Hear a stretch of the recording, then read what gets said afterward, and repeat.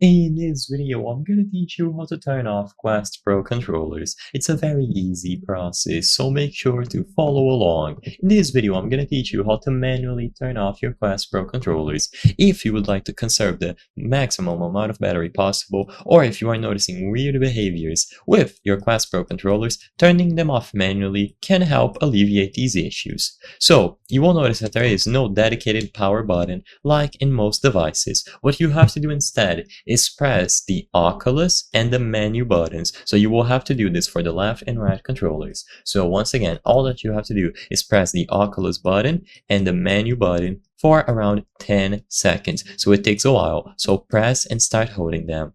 Eventually, after you press them down for 10 seconds or more, you will feel the motors power down and some sort of LED indicator or sound, and now they will have been powered off. With this done, you are basically good to go. Now, no battery is going to be consumed, and you will have to power them on again the next time that you want to use them.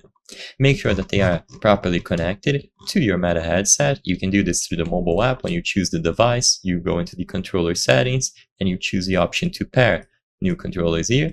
And if you are still encountering issues even after you power them off and then back on again, you could have a faulty unit. The controllers should remain on at all times, and if they are powering off randomly during game play or usage, then it could indicate a problem with the battery. Make sure that they are sufficiently charged, and if you notice any weird behavior, the best course of action is to contact the Oculus or Meta customer support. So once again, just hold these two buttons. Something else that you can do is press and hold the A button plus the Oculus button and the X button plus the menu button, and this will perform a factory reset of the controllers. So sometimes this can alleviate issues like the controllers not updating or connecting properly. I hope I was able to help you on how to turn off Quest Pro controllers. If this video helped you, please be sure to leave a like and subscribe for more very easy tips. Thank you for watching.